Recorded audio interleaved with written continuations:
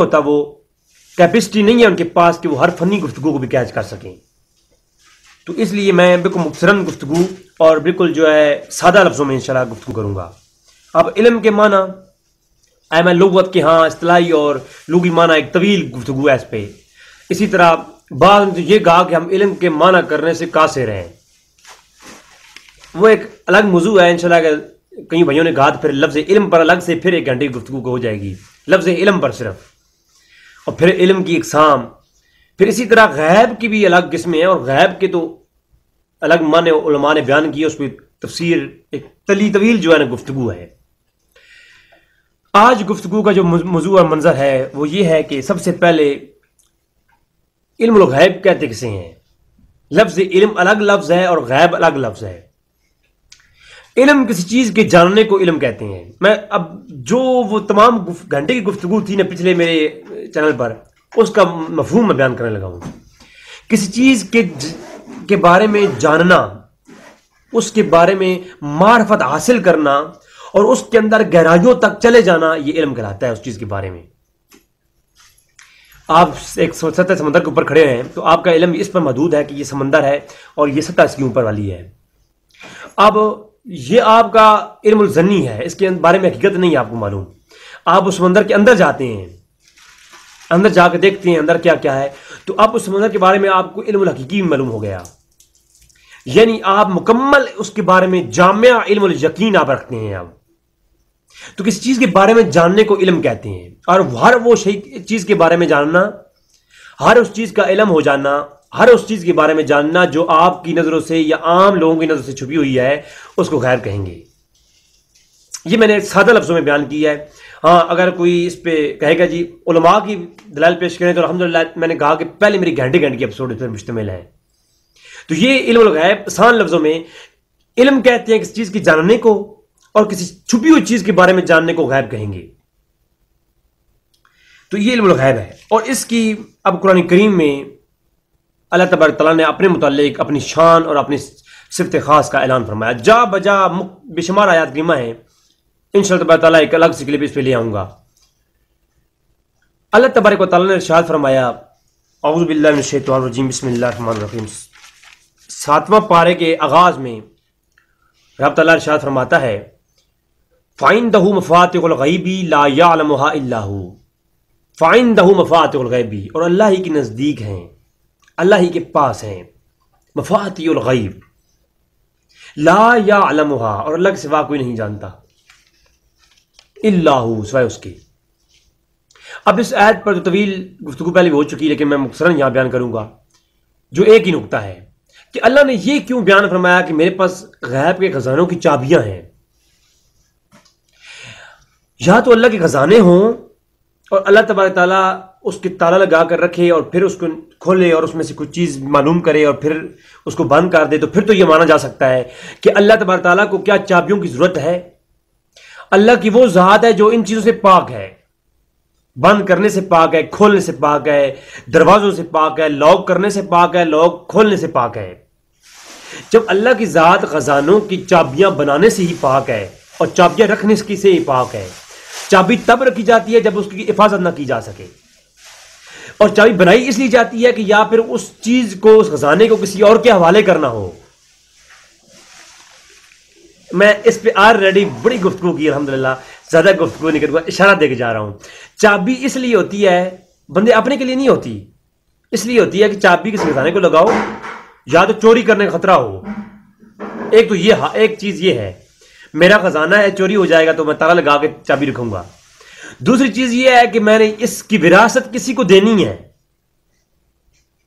تھوڑی ہی دینی ہے، زیادہ نہیں دینی، لیکن تھوڑی ہی دینی ہے. تھوڑا دینا ضرور ہے، تبھی اس کھولنے کی ضرورت ہے اور کھولنے کی چابی ضرورت پڑے گی، اور چابی کسی کو عطا کرنی ہے. اب بخاری اور مسلم کی روایات پہ گفتگو ہو چکی کہ اللہ فرماتا ہے غیب خزانہ جب یہ میرے پاس ہے، اور اللہ کے رسول نے فرمایا کہ اللہ نے مجھے تمام زمینوں اور آسمانوں کے خزانوں کی چابیاں عطا کر دی ہیں. بخاری اور مسلم کی روایات تو ایک الگ موضوع ہے، میں صرف اشارہ کر رہا ہوں کہ اللہ نے اپنی شان بیان فرمائی کہ میرے ہی پاس ہیں غیب خزانوں کی چابیاں اور کوئی نہیں جانتا. یہ اللہ کی شان حقیقی اور علم الذاتی کی قسم ہے.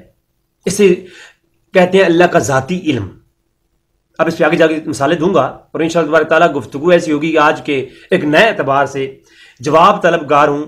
ہاں، میں اکثر کہا کرتا ہوں کاش اس تحقیق کے راستے میں جو مجھے لوگ میرے راستے میں آتے ہیں، مجھے دھمکیاں دیتے ہیں یا اس طرح کی، تو میں اس راستے میں مر گیا نا اگر، تو میرے لیے خوش قسمتی سی اور چیز کیا ہے؟ میں بندے فقیر کے پاس اور ہے ہی کیا؟ ساری زندگی تو میں نے کوئی جو ہے نہ میں نے کوئی تبلیغیں کی ہیں، نہ میں نے کوئی عبادتیں کی ہیں، نہ ریاستیں کی ہیں۔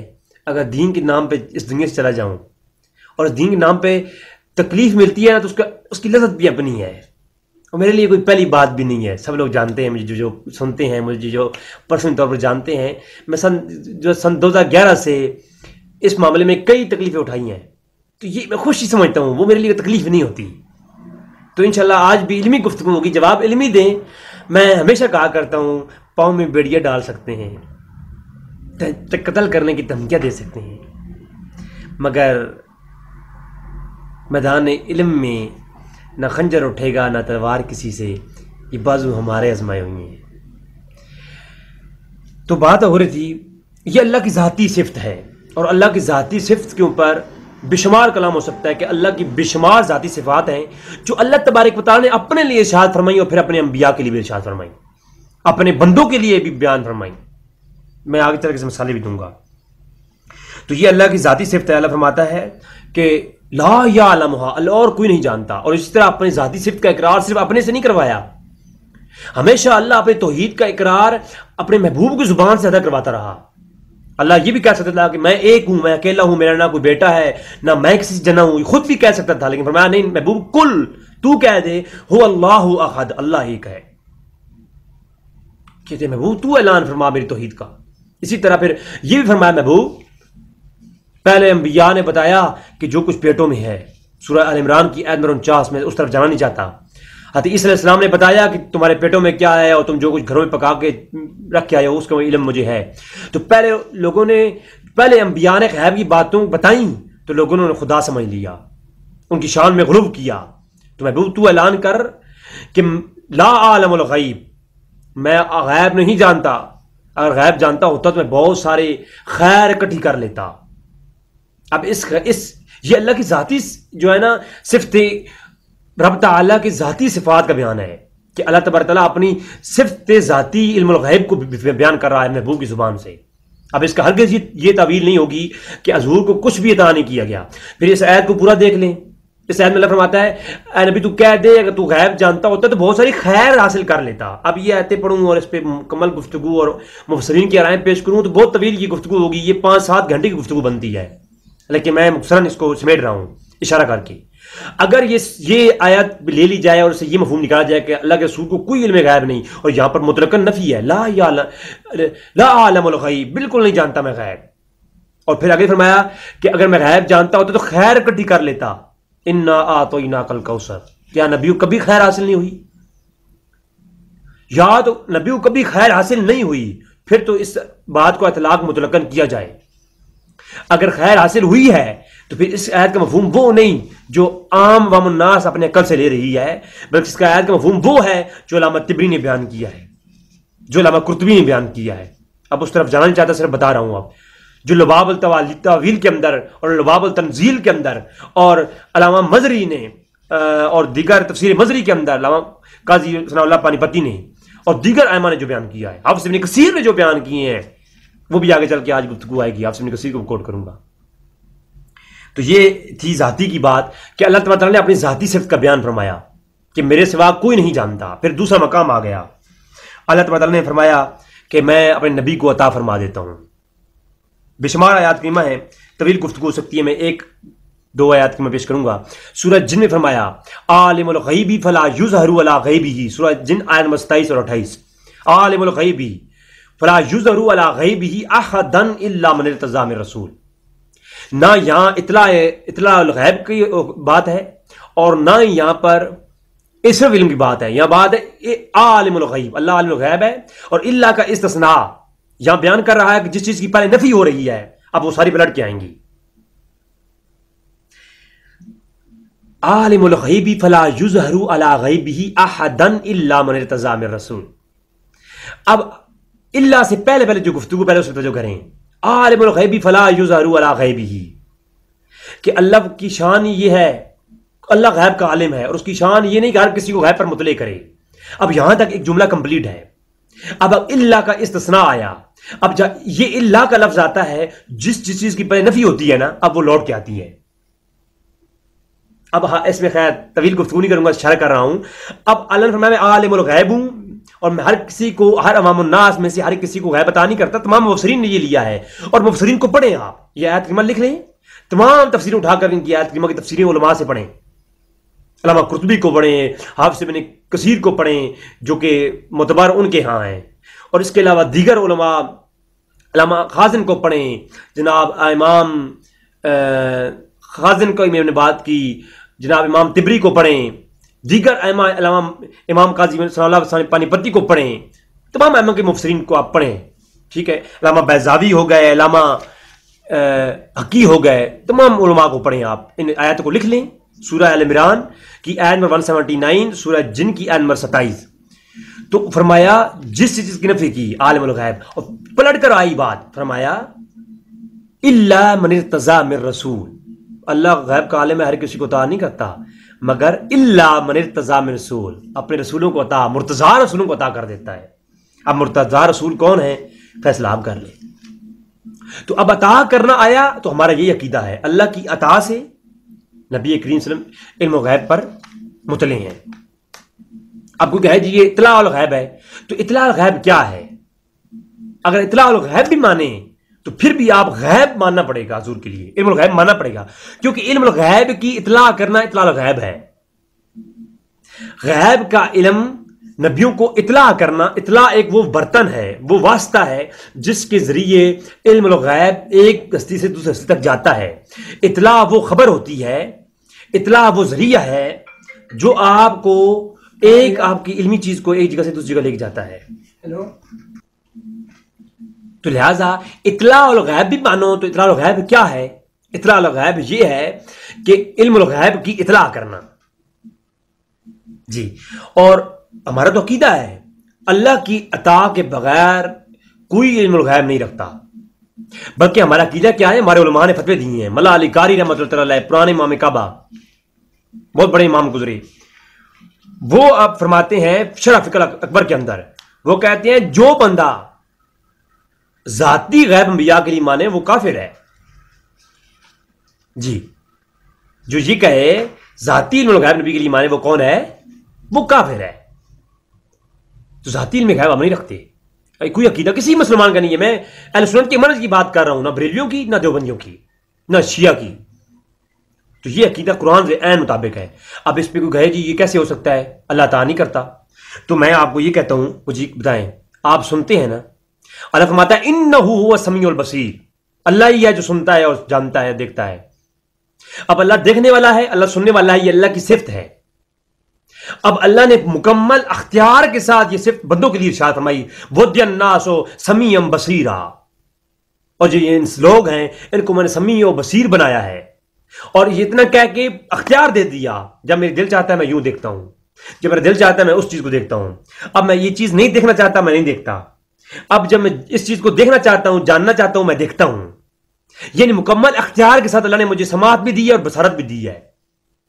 تو جب جس طرح اللہ نے مجھے، اللہ سمیع و بصیر ہے، اللہ کی صفت سمیع البصیر ہے، اب اللہ نے اسی شان، جو اللہ کی جو شان ہے اس شان کے ساتھ کوئی سمیع و بصیر نہیں ہے، لیکن اللہ کی صفت تو ہے یہ، اللہ نے اپنے بندوں کو سمیع و بصیر بنایا ہے، جس طرح بندوں کی شان ہے، اور اس طرح بندے اپنے اختیار کے ساتھ اسے استعمال کرتے ہیں۔ اسی طرح ہم کہتے ہیں علم الغیب بھی نبی کریم صلی اللہ علیہ وسلم کو عطا ہوا ہے، اور وہ جس طرح ان کی شان ہے وہ اس طرح توجہ فرماتے ہیں، ان کے علم میں وہ چیز آ جاتی ہے۔ ہاں، حضور کی توجہ کسی چیز پہ نہ ہو، حضور کا علم غیب جو ہے، حضور جو علم ہے وہ توجہ اور عدم توجہ کی بنیاد پر ہے۔ جب حضور کسی طرف توجہ فرماتے ہیں وہ حضور کے علم میں آ جاتی ہے، کسی طرف توجہ نہ ہو اور حضور کے علم میں نہیں ہوتی۔ جب کوئی شخص کہہ دے، سوال کر لے، حضور کی توجہ اس طرف جاتی ہے، فوراً حضور کی قلب اطہر پر وہ چیز، اس کا علم کا انکشاف ہو جاتا ہے۔ آگے چل کے دلائل آئیں گے انشاءاللہ تبارک تعالیٰ۔ تو یہ چیز ہے، اللہ فرماتا ہے المالک القدوس السلام المومن۔ اب المومن یہ اللہ کی صفت ہے، قرآن میں اللہ کہتا ہے میں مومن ہوں، اللہ قرآن میں کیا کہتا ہے خود کو؟ میں مومن ہوں. اب اللہ کی صفت ہے، اور اللہ کی صفات اگر کسی اور میں مانی جائے کسی شرک ہوتا ہے بقول بھائیوں کے. تو اب مجھے یہ بتائیں کہ اللہ فرماتا ہے کہ میں مومن ہوں، اور آج ہم سب کہتے ہیں مومنین ہیں. قرآن کریم نے ہمیں مومنین کہا ہے، المومنین والمومنات. تو یہ دوسری مثال، کثیر مثال اس طرح میں 22 سے زیادہ صفات قرآن کریم سے دکھا سکتا ہوں. جو اب اللہ فرماتا ہے میں رؤوف رحیم ہوں. باقی دوسرے مقام پر فرمایا نبی کریم صلی اللہ علیہ وسلم کو میں نے جو ہے رؤوف رحیم بنا کر بھیجا ہے. تو اب نبی بھی رؤوف رحیم، اللہ بھی رؤوف رحیم. تو اب فرق یہ ہے، اللہ حقیقی رؤوف رحیم ہے، حضور مجازی رؤوف رحیم ہے. اللہ حقیقی طور پر ذاتی طور پر یہ صفت رکھتا ہے، اللہ کی عطا سے انبیاء رکھتے ہیں، یہ عطائی ہے. اب یہ چیز معلوم ہو گئی نا، اللہ کی چیز ذاتی ہوتی ہے، اور یہ جو کچھ بندوں میں ہے، انبیاء میں ہے، اولیاء میں ہے، یہ اللہ کی عطا سے ہے. جی یہ عطائی اور یہ جو پھر فرق ہے جو آپ کو سمجھ آ گئی ہوگی بات. اس موضوع پر میں کہوں گا کہ تمام اپنے مسلمان بھائیوں کے لیے کہ آپ لوگ حافظ ابن تیمیہ جو کہ اہل سنت کے اندر تو بعض علماء نہیں بھی تسلیم کرتے، لیکن جو کہ دیوبند حضرات ہیں یا وہ حضرات بالکل محبت کے ساتھ ان کو مانتے ہیں، تو حافظ ابن کثیر کے استاد تھے حافظ ابن قیم. حافظ ابن کثیر 774 ہجری میں گزرے، حافظ ابن قیم 751 ہجری میں گزرے، اور ان کے استاد تھے حافظ ابن تیمیہ، وہ 727 ہجری میں گزرے. انہوں نے پوری کتاب لکھی النبوہ، اور النبوہ کتاب ساری کی ساری اس حضور کے علم غیب کے اوپر کی گئی ہے کہ نبی ہوتا ہی وہ ہے جو غیب جانتا ہو، اور نبوت کے لفظ کے اوپر بندے نے پوری کتاب لکھ دی.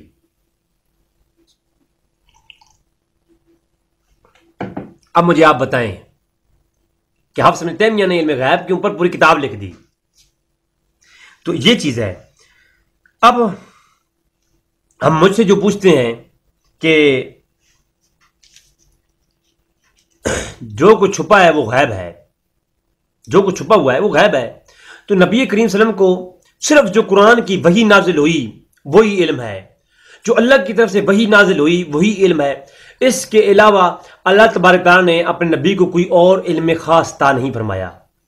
حالانکہ اس پہ قرآن کریم کی کئی آیات آگے چل کے آئیں گی، لیکن میں سب سے پہلے تمہیدن جو ہے گفتگو کے تو دوران ابھی کچھ چیزیں بیان کروں گا. ابھی تمہیدی گفتگو جاری ہے، ابھی موضوع کیوں بتایا آیا نہیں ہوں میں، ابھی تمہیدن گفتگو جاری ہے. سب سے پہلے میں کچھ سوالات اپنے بھائیوں کی برگاہ میں رکھوں گا. مجھے صرف ان سوالات کے جواب چاہیے. اگر صرف قرآن کے اندر جو وحی کا نزول ہوا اور جو جبرائیل امین وحی لے کے آتے تھے وہی غیب ہے، اس کے علاوہ کچھ نہیں، تو پھر میں اپنے بھائیوں سے ہاتھ جوڑ کر کے کچھ قرآن پیش کرتا ہوں، کچھ حدیث پیش کرتا ہوں. ابھی یہ تمہیدی گفتگو ہے، ٹاپک آگے آئے گا چل کے.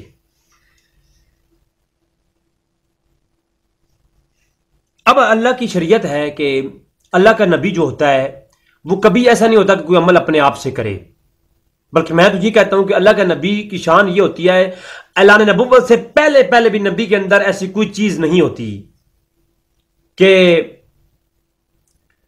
جس کو بعض کے لوگ ہائی لائٹ کریں اور کہیں کہ نبی کی یہ خامی تھی. تو ناظرین، میں بتا رہا تھا کہ نبی جو ہوتا ہے کبھی ایسا نہیں ہوتا اس کو کوئی عمل دور جاہلیت میں بھی کہ وہ کوئی عمل ایسا کرے جو اللہ کے جو ہے حکم کے بغیر ہو. وما ينطق عن الهوى، اے محبوب تو جو کچھ بھی کرتا ہے، تو جو کچھ بولتا ہے وہ اللہ کی طرف سے ہے. یعنی نبی کا کوئی عمل بھی اللہ کے حکم کے آگے پیچھے نہیں ہوتا، یہ بات یاد رکھیے. اب ایک چند سوالات اور بھائیوں سے کرنا چاہوں گا. میں تمہیدن گفتگو کر چکا کہ اللہ کا علم کیا ہے اور اللہ کے رسول کا علم کیا ہے. اب آتا ہوں تھوڑا تمہیدن گفتگو کی اس طرف کہ کچھ سوالات جو ہمارے بھائیوں سے کرنا چاہتا ہوں اس کے جوابات مجھے چاہیے. جی، سب سے پہلی بات کہ نبی جب کہ اللہ کے کسی حکم سے ہٹ کے کوئی عمل کرتا ہی نہیں ہے، اور آپ دیکھیں جب نبی کریم صلی اللہ علیہ وسلم نے اعلان فرمایا کہ کیا تم اس بات کی گواہی دیتے ہو کہ میں صادق اور امین ہوں؟ کیا میں تمہیں کہوں کہ اس پہاڑ کی پیچھے سے ایک لشکر آ رہا ہے؟ جب یہ آپ سب لوگ جانتے ہیں اس روایت کو، تو مجھے ایک بات بتائیں، اس وقت ان لوگوں نے کہا کہ دلیل دیں آپ کہ آپ نبی ہیں. تو قرآن کریم میں اللہ تبارک تعالیٰ نے ارشاد فرمایا، میں آپ کے سامنے سکین لگا دوں گا. اللہ نے ارشاد فرمایا محبوب اگر دلیل کے طور پر مانگتے ہیں نا، تم یہ کہو کہ میں نے تم میں 40 سال کی زندگی گزاری ہے، میری زندگی میں تم کوئی ایک کجی دکھا دو. یعنی اعلان نبوت سے پہلے ایک زندگی دلیل کے طور پر حضور نے پیش کی ہے. اب یعنی اعلان نبوت سے پہلے پہلے کی جو زندگی ہے حضور نے وہ دلیل بنا کر کافروں کو دی کہ یہ میری زندگی تمہارے سامنے ہے، اس میں کوئی گناہ کوئی ایسا کجی دکھا دو، اگر کجی پالو بتا دو تو پھر نہ مانو مجھے نبی، اگر کوئی غلطی نہیں دیکھتے 40 سال کی عمر تمہارے سامنے ہے تو پھر جو ہے مان لو کہ میں اللہ کا نبی ہوں۔ یہ دلیل طور پر اپنی زندگی پیش کی حضور نے۔ آگے چل کے اب میں آپ سے سوال کرنا چاہتا ہوں، پہلا سوال کہ شراب کی حرمت اسلام کے اندر بعد میں نازل ہوئی۔ اب یہ میں سوال کرنا چاہتا ہوں تمام بھائیوں سے جو یہ کہتے ہیں کہ اللہ کے سوا کوئی غیب نہیں جانتا اور اللہ کی کوئی ایسی وحی نہیں جو قرآن کے بغیر نبی کو علم عطا کیا جائے۔ اب میرا موقف یہ ہے کہ اللہ تبارک و تعالیٰ قرآن کے علاوہ ایک وحی مطلوع ہوتی ہے، وحی جلی جو قرآن کی صورت میں نازل ہوتی ہے، ایک اس کے علاوہ وحی ہے جو تبارک تعالیٰ وحی مخفی جسے کہتے ہیں، جو اللہ تبارک تعالیٰ جو ہے قرآن کا حصہ وہ نہیں بنتی لیکن اللہ تبارک تعالیٰ نبی کو گائیڈ کرتا رہتا ہے، وہی الہام کے ذریعے ہوتی ہے۔ وہی کی بہت اقسام ہے، آگے چل کے رد قادیانیت میری گفتگو آئے گی تو اس کے اوپر وہی کے متعلق ختم بہت بڑی بات وہ ہو جائے گی انشاءاللہ تبارک تعالیٰ۔ تو جب شراب کی حرمت نازل ہوئی، صحابہ کرام پہلے خود شراب کا کاروبار بھی کرتے تھے، بخاری اور مسلم میں حدیثیں موجود ہیں کہ حضور نے یہ شراب ہے، یہ جو گدے ہیں کھانے ہیں، گدے کا کھانا، شراب پینا اور نکاح متع یہ پہلے دور میں جائز تھا، بعد میں ان کی حرمت پہ دلیل عید نازل ہوئی پھر کو منع کیا گیا۔ تمام اہل سنت کے ہاں تمام کا یہ اتفاق ہے اور بخاری مسلم میں اور قرآن کریم کی آیات کریمہ میں موجود ہے۔ میں ایک سوال کرنا چاہتا ہوں، حرمت کی آیت نازل ہوئی بعد میں، جب دور جاہلیت میں ایک چیز تھی تو نبی کریم صلی اللہ علیہ وسلم سے کوئی ایک عمل بھی ملتا ہے کہ دور جاہلیت میں جب شراب جائز تھی اور اعلان نبوت سے پہلے پہلے نبی کریم صلی اللہ علیہ وسلم نے کبھی بھی شراب کو ہاتھ لگایا ہو؟ نہیں۔ کیوں نہیں؟ اس لیے کہ نبی کو اللہ تبارک تعالیٰ ہر لمحہ گائیڈ کرتا ہے۔ اعلان نبوت حضور نے بعد میں کیا، شراب پہلے بھی جو ہے لوگ پیتے تھے لیکن حضور نے کبھی اس کو ہاتھ نہیں لگایا، نبی کی یہ شان نہیں ہوتی۔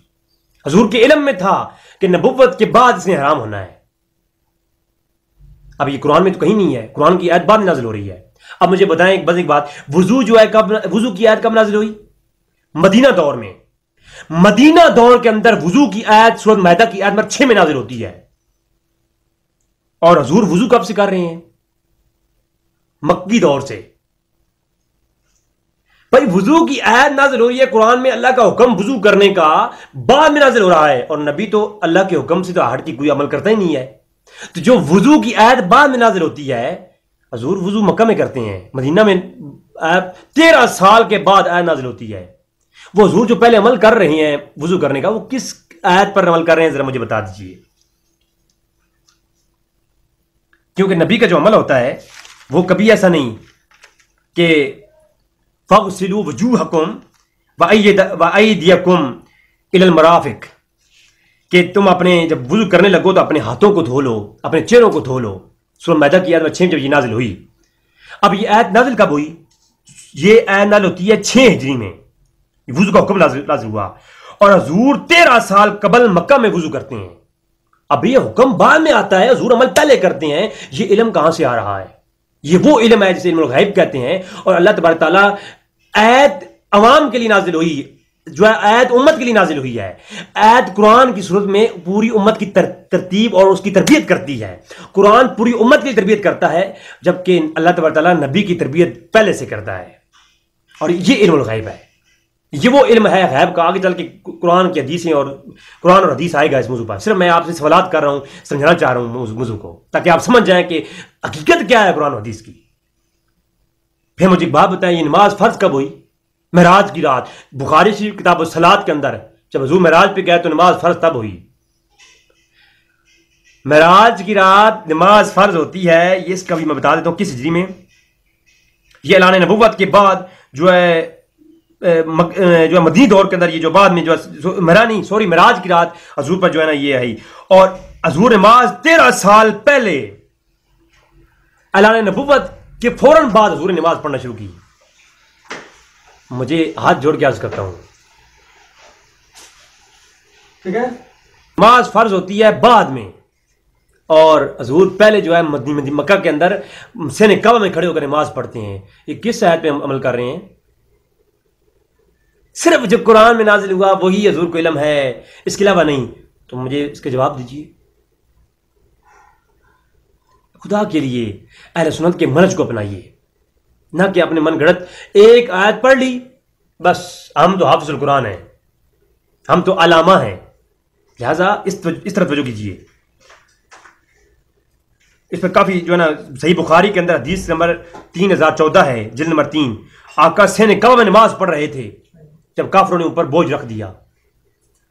تو کافروں نے بوجھ رکھا تو حضور کعبۃ اللہ میں نماز پڑھ رہے تھے، جبکہ نماز فرض ہوتی ہے 6 سال کے بعد. فرض ابھی ہوئی نہیں، حضور پہلے پڑھ رہے ہیں. وضو ابھی آیت بعد میں آتی ہے، وضو پہلے کر رہے ہیں، کیونکہ نبی کو علم ہوتا ہے کہ یہ بعد میں یہ چیز شریعت کے طور پر نازل ہونی ہے. اگر ایسا نہ ہوتا تو پھر نبی کئی ایسے عمال کرتے جو شریعت میں جائز ہوتے. کئی نبی ایسے عمل کرتے، لیکن نبی وہ عمل نہیں کرتے جو شریعت میں بعد میں ناجائز ہو جانے ہیں. اگر وہ جائز ہو جاتے اور پھر کفار کی طرح دیتے کہ پہلے آپ یہ عمل کرتے رہے ہیں، اب آپ نے شریعت میں ناجائز کر دیے ہیں. جی اب حج کا فرض ہوا. حج فرض ہوا 6 ہجری میں کے بعد، اور ہجرت کے بعد ان 6 ہجری میں حج فرض ہوا. مکہ کے زمانے میں حضور حج کیا کرتے تھے. بخاری کی روایت ہے کتاب الحج کے اندر 1581 نمبر. حج فرض ہوتا ہے 6 ہجری کو، حضور اس سے پہلے ہی حج کرتے ہیں. بلکہ صحیح بخاری کے اندر 1581 نمبر روایت کتاب الحج کے اندر یہ واضح طور پر بتاتی ہے کہ صحابہ کرام کہتے ہیں ہم میدان عرفات میں جو ہے دوران حج حضور نے وقوف کیا. اب یہ طویل حدیث ہے، میں آپ کو مختصراً بیان کر رہا ہوں کہ دوران حج حضور نے عرفات کے پر وقوف کیا. ابھی حج کی 6 ہجری حج جو ہے نا وہ ہوا، فرض ہوا اس سے پہلے. اب کوئی یہ کہہ سکتا ہے یہ تو دور جاہلیت کا حج تھا.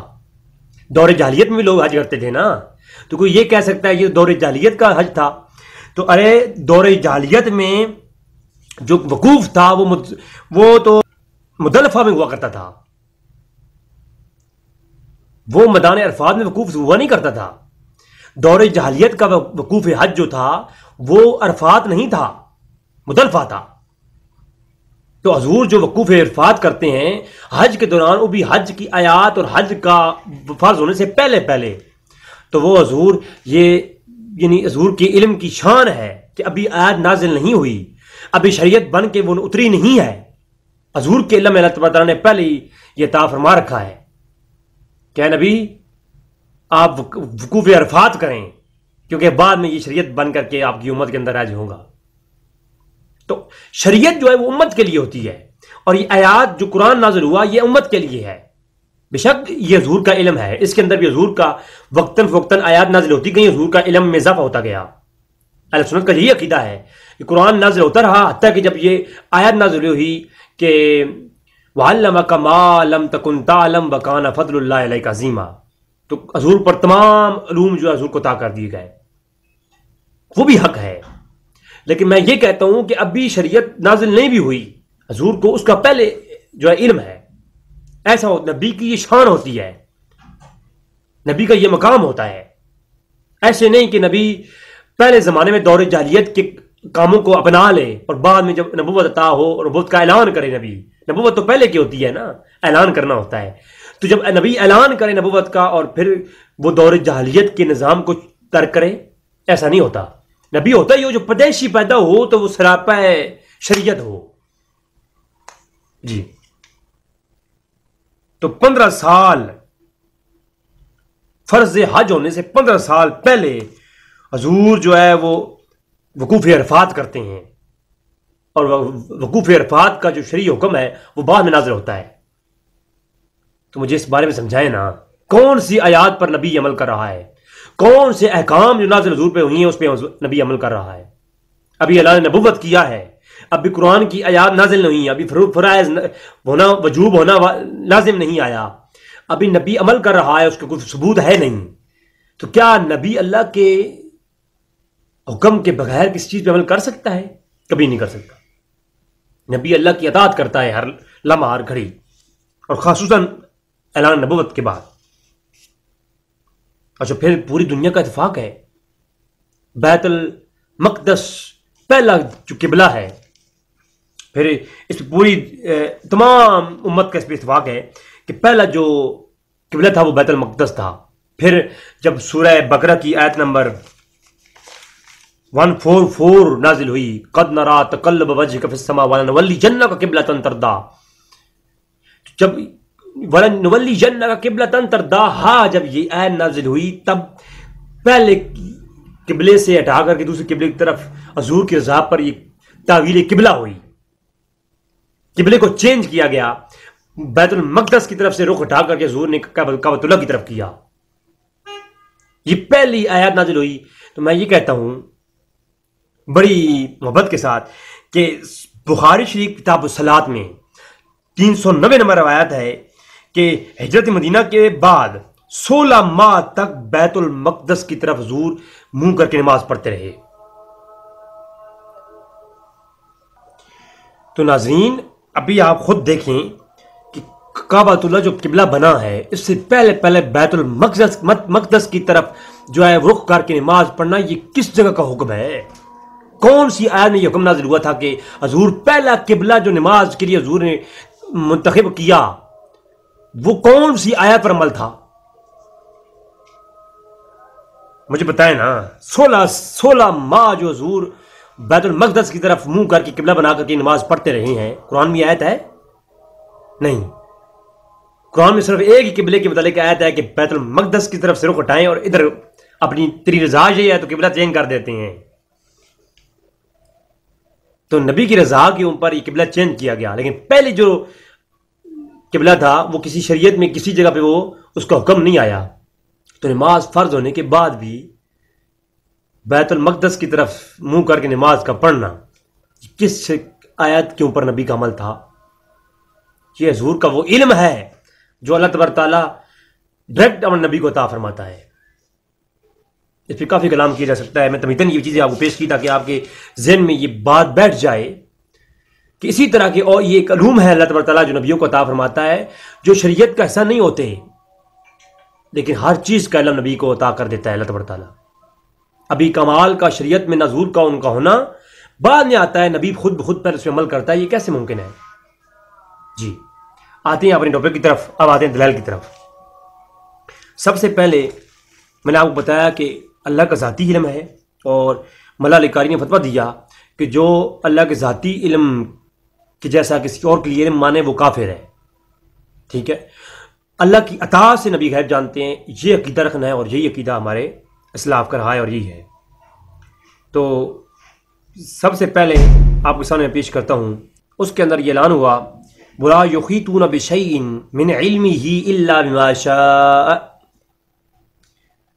اب جب یہ آیت آئی کہ اور اس کی معلومات میں سے کسی چیز کا بھی احاطہ نہیں کر سکتے مگر جس قدر وہ جسے چاہے. سورہ آیت الکرسی کے اندر یہ حکم ہوا کہ اللہ کی جو علم ہے